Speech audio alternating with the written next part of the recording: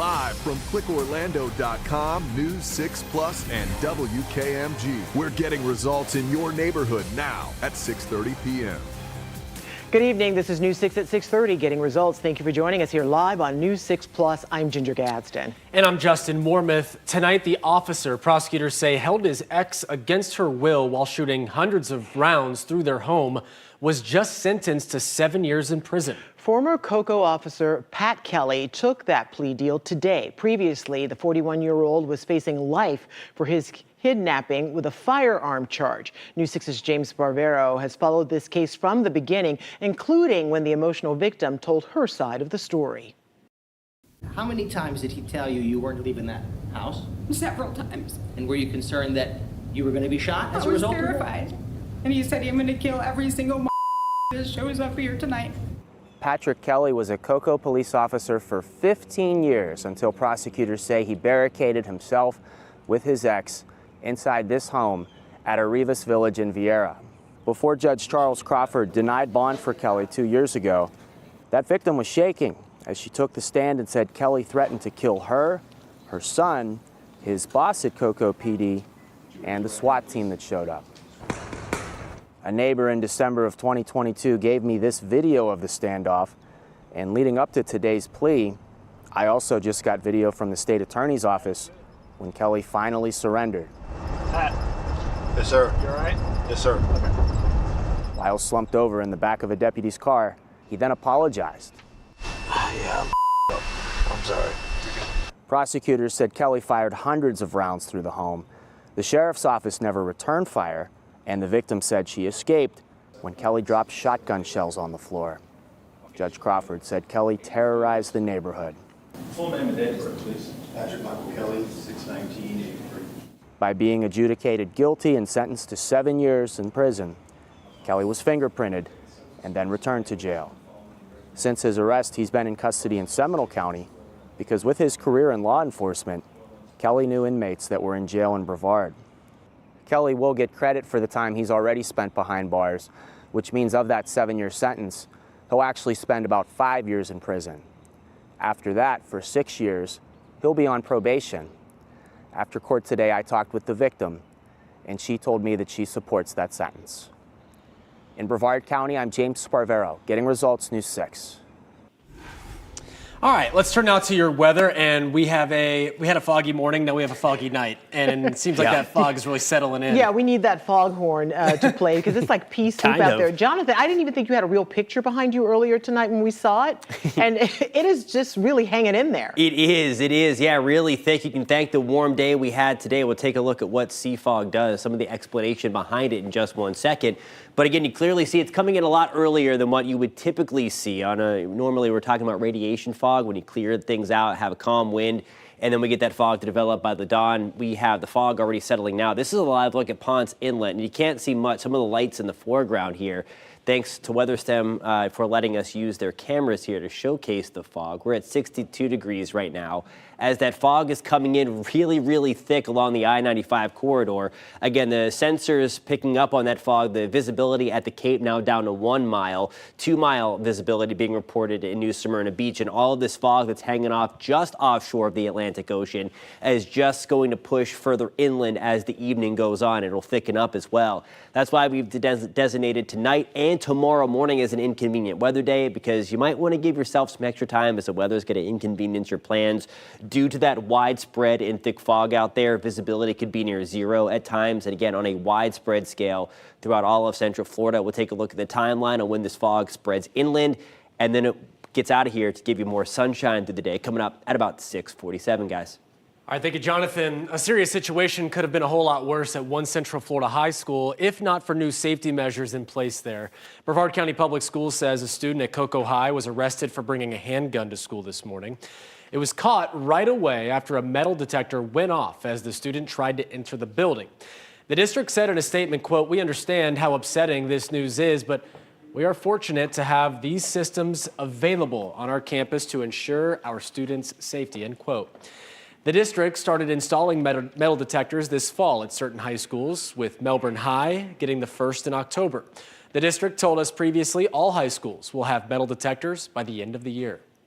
A 55-year-old man who has been in and out of prison for decades is in jail yet again. This time, police say he broke into a pastor's home and attacked his wife. It happened Friday in a neighborhood of Caribbean Court. That's just north of I-4 and east of First Baptist Church of Orlando.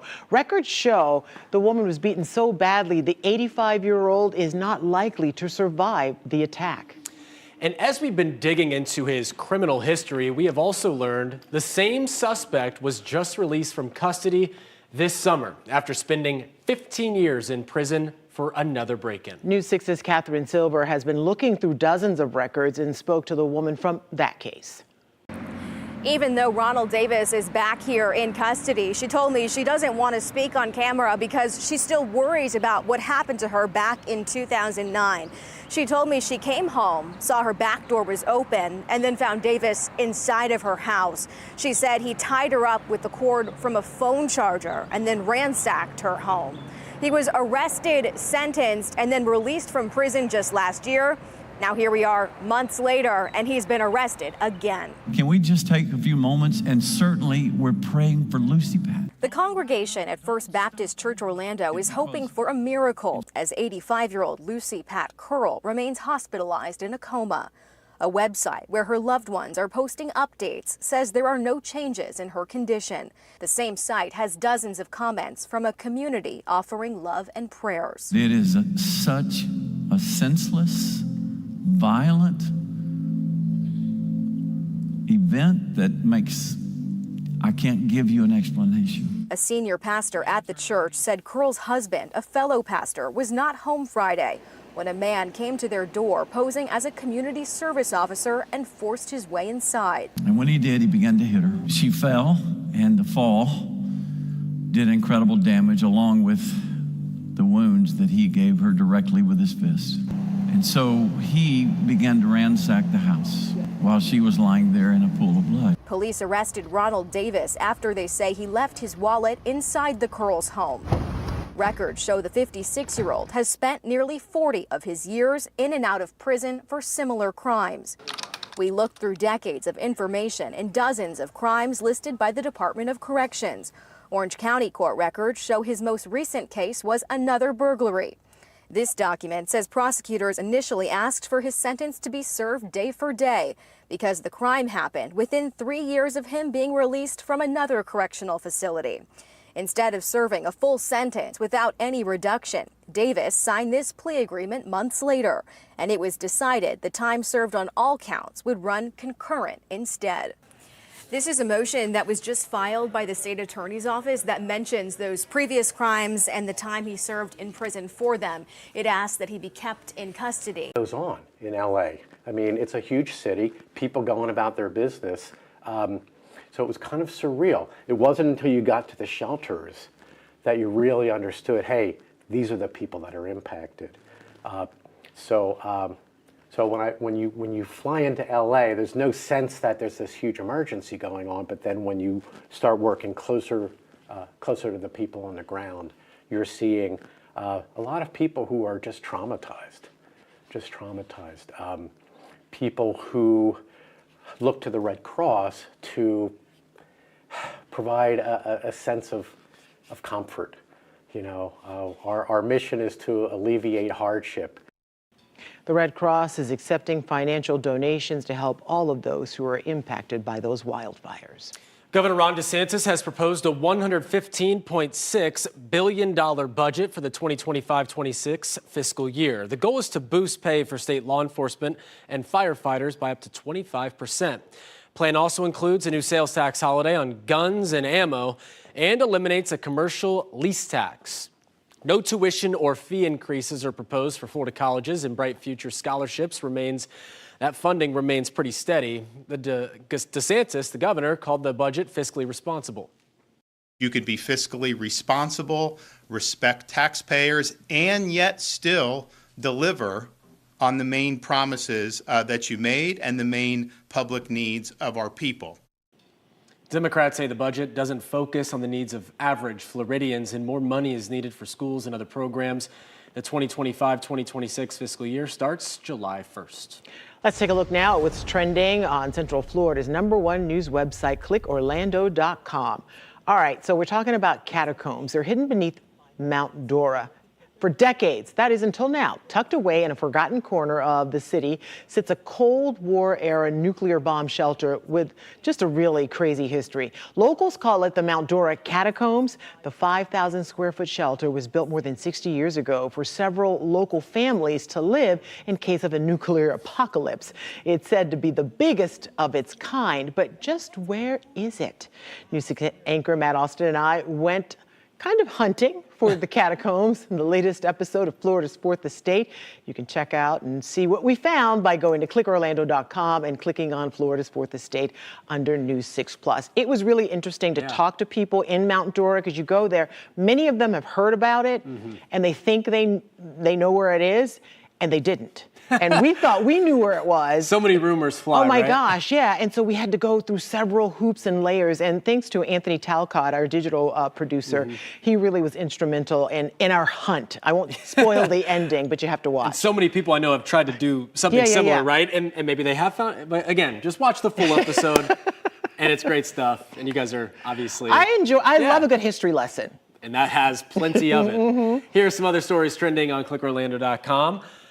Running into bumper traffic's inevitable in Orlando. INRIX studies, that's a company, INRIX, they study congestion in around 1,000 metros, and of the 300 areas they studied in the U.S., Orlando ranks 38. Out of 300? That's right, with drivers losing 27 hours a year sitting in traffic.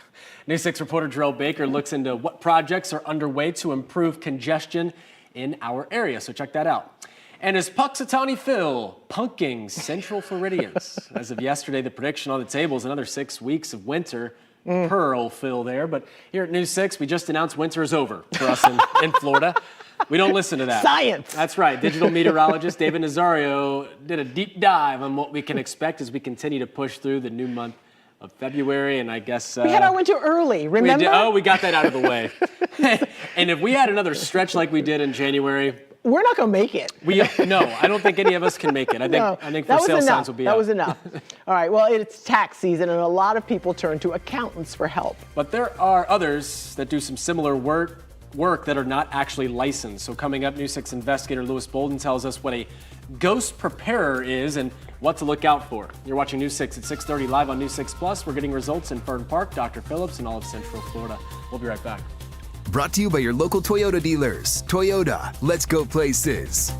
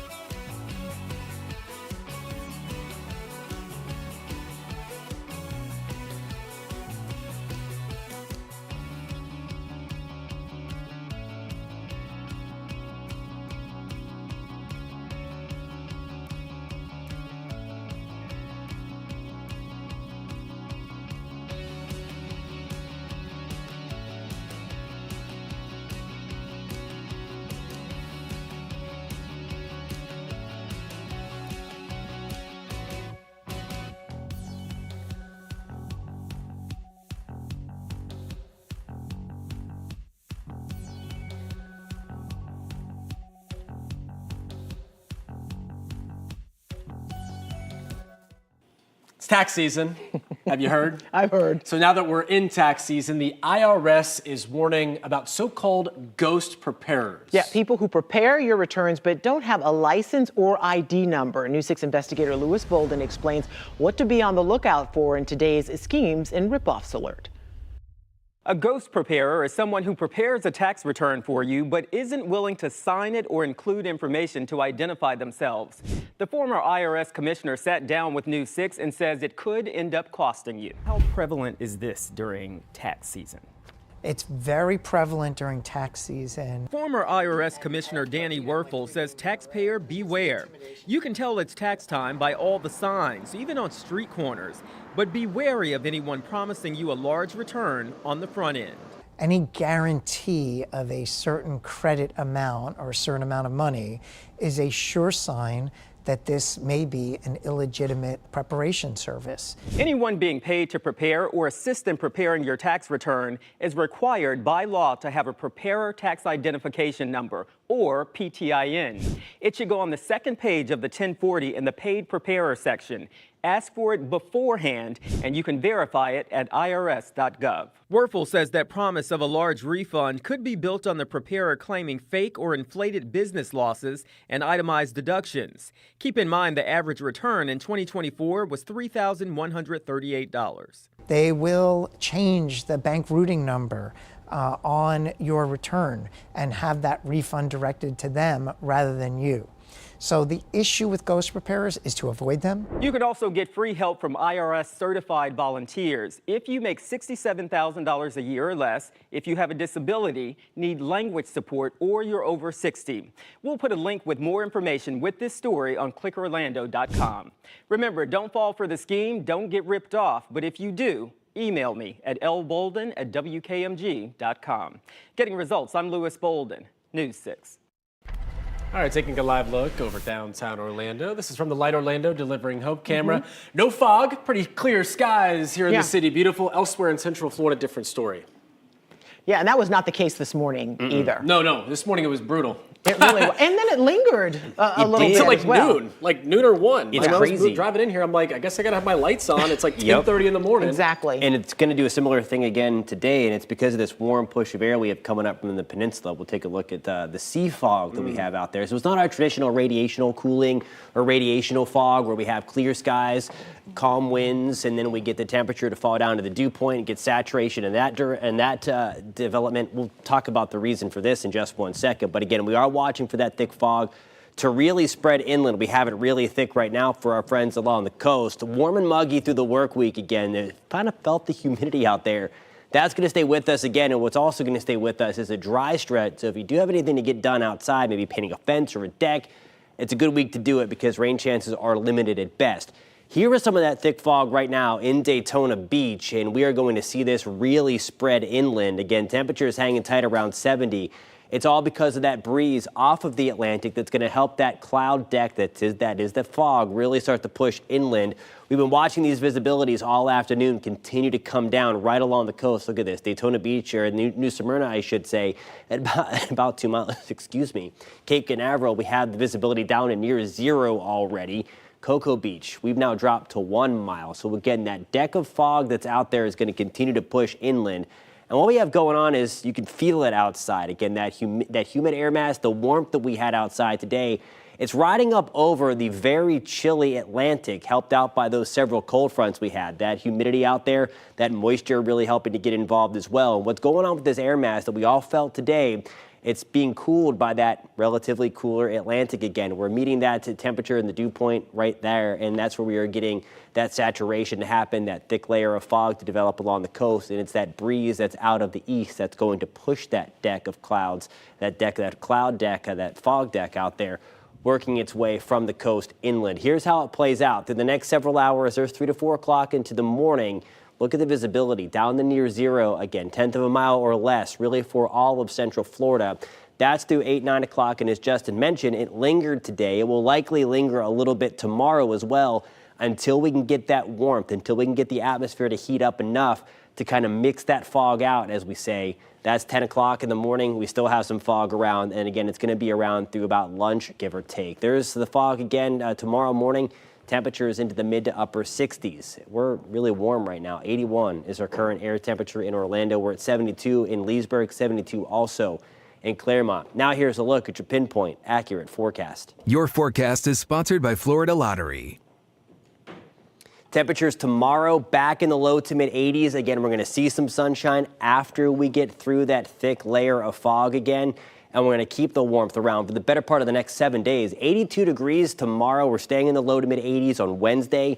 And really through the week ahead, those overnight low temperatures are staying in the low to mid 60s, way above where we should be for February standards, guys. We are really literally making up for what January did to us this week. And I am here for it. All right. Thank you, Jonathan. Here in Florida, we tend to get some pretty crazy weather. We've been talking about from cold snaps like the one we recently had to triple-digit feels-like temps in the summer. And you and your home need to be prepared for all of it. News 6's Emily McLeod tells us about a program from Meals on Wheels that's helping save money while protecting their homes. We're here in front of Maria Ortiz's house where she just had thousands of dollars worth of weatherization improvements done to her home. So we're going to go inside. She's going to give us a tour and show us how a bunch of small changes are making a big difference. Welcome, welcome. Maria Ortiz saved thousands after Meals on Wheels, etc. came in and installed home weatherization upgrades for free. All the windows around the house, they caulking, they seal them, every one of them. Window sealing, weather stripping, a new ventilation system, and new LED lights are just a few of the improvements given to Ortiz. It's all a part of the Meals on Wheels weatherization program in Seminole County. Do you have more peace of mind since all these improvements have happened? Yeah. Very, very grateful, feeling so blessed because I never expect all this to be done, you know, free, for nothing. Maria's improvements, including supplies and labor, would have cost her $4,018. How much of a difference does that make that this was done at no cost to you? Oh my goodness, it's a blessing. It's a big blessing not to spend $3,000 or more. I don't know how much will be, you know, doing this by myself. But we know what you're thinking. Doesn't Meals on Wheels, etc. just deliver food to seniors? They actually offer a variety of services, including the home weatherization program. We work with our government and we have a wonderful program where we help low-income seniors pay their power bills.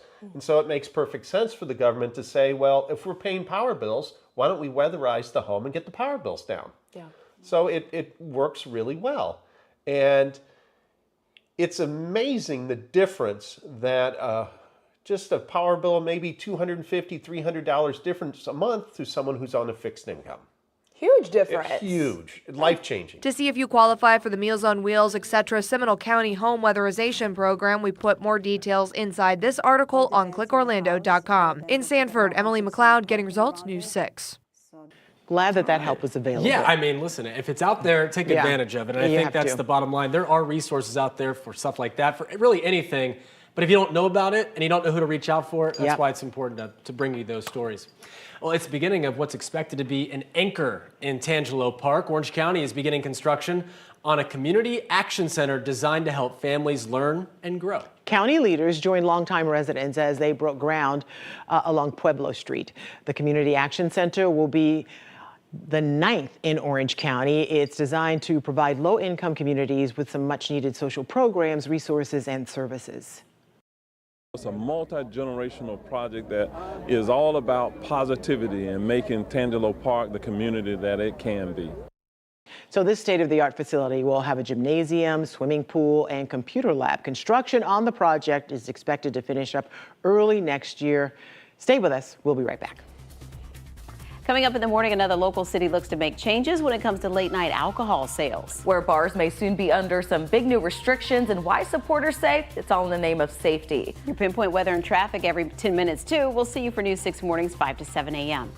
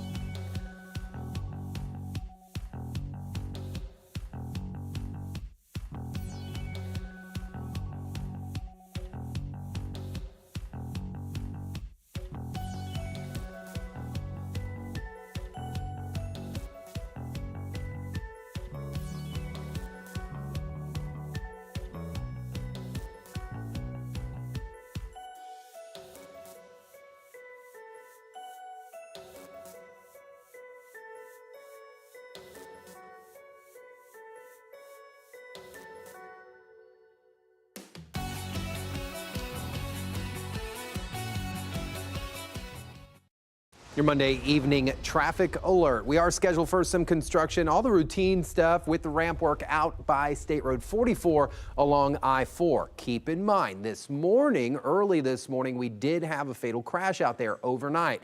There's going to be fog out there as well overnight, so I need you to be very careful. I've talked with Chief Meteorologist Candace Campos, and we can expect the exact same thing again tonight. So ramps also will be closed Moss Park northbound out there towards 417. Again, just because it's foggy out there doesn't mean we won't have construction. You have to be on your A game. I'm Trooper Steve with the News 6 Traffic Alert. Drive safely. I'll catch you in the morning. Super Bowl week is here. In the build-up to Sunday's big game between the Philadelphia Eagles and Kansas City Chiefs, the event begin with opening night this evening. So players and coaches from both teams made their first public appearances at Caesars Superdome in New Orleans. It includes a photo and interview session, musical performances, and the chance to take a picture with that Vince Lombardi trophy. Fans can buy tickets to opening night. They'll get the opportunity to meet and greet NFL stars past and present. Opening night will air starting at 8 p.m. Eastern on the NFL Network. So it's a little taste, a little appetizer for those who can't wait to watch this matchup between the Eagles and can't afford tickets. And the Chiefs, and they can't afford tickets. I don't know. Even if I could afford a ticket, I think the best seat is to watch it at home anyway. Oh my gosh, for sure. I feel like that's the one event, the signature event for all these sports leagues. That's the one I would want to be home for, right? Yeah, we got to check on TV sales because it usually goes up this time of year. Yeah, you want a big screen. You want a big screen. All right, thank you so much for watching News 6 at 6:30. Stream News 6 online anytime on our News 6 Plus Smart TV app. We break news on clickorlando.com. See you back tonight at 11. Take care.